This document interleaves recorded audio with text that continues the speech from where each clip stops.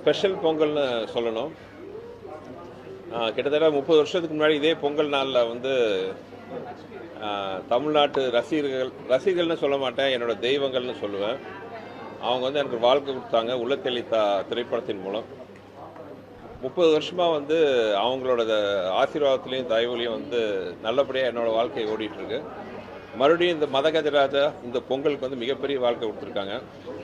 மதகஜராஜா எல்லாருமே பார்த்தீங்கன்னா ஒரு 12 வருஷம் முன்னாடி எடுத்த படம். நாங்கள் என்னை பொறுத்தவரை இது ஒரு கும்பமேளா தள்ளி வந்திருக்கு. போன கும்பமேளாவுக்கு வர வேண்டிய படம் இந்த கும்பமேளாவுக்கு வந்திருக்குன்னு நான் சொல்லுவேன்.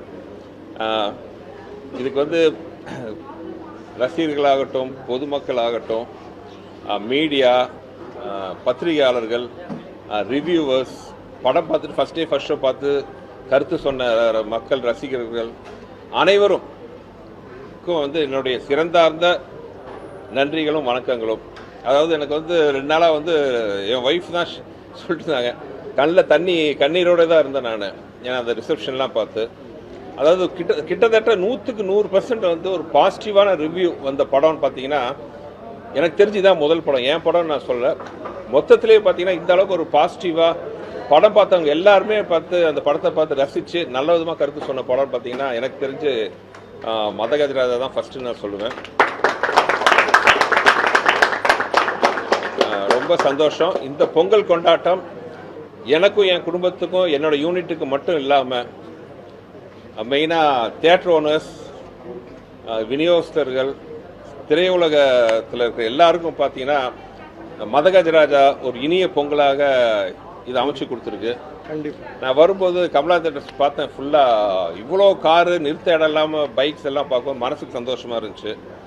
மதகஜராஜா மட்டும் இல்லாமல் இந்த இது பொங்கலுக்கு ரிலீஸ் ஆன எல்லா படமும் மாபெரும் வெற்றி பெறணும்னு எல்லாம் ஆண்டவரை வேண்டிக்கிறேன். ரொம்ப மறுபடியும் ரொம்ப நன்றி. ஏன்னா வெள்ளிக்கிழமை மறுபடியும் வந்து அவங்களெல்லாம் சந்திக்கணும்னு நான் இருக்கேன். அப்போ ரொம்ப விலாவரியாக நம்ம பேசுவோம். இந்த நேரத்தில் இந்த வெளியிட்ட இந்த படம் ரிலீஸ் ஆகிறதுக்கு முக்கிய காரணமாக இருந்த ஒரு 3 பேரை பற்றி நான் சொல்லணும்.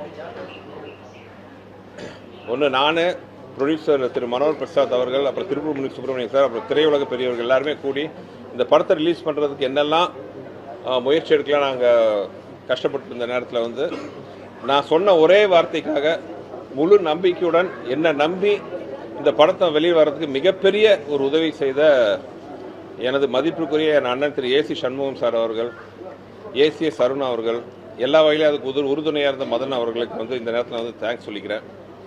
இந்த வெற்றியில் எனக்கு எந்த அளவுக்கு பங்கு இருக்கோ அதே அளவு பங்கு அவங்களுக்கு இருக்குது.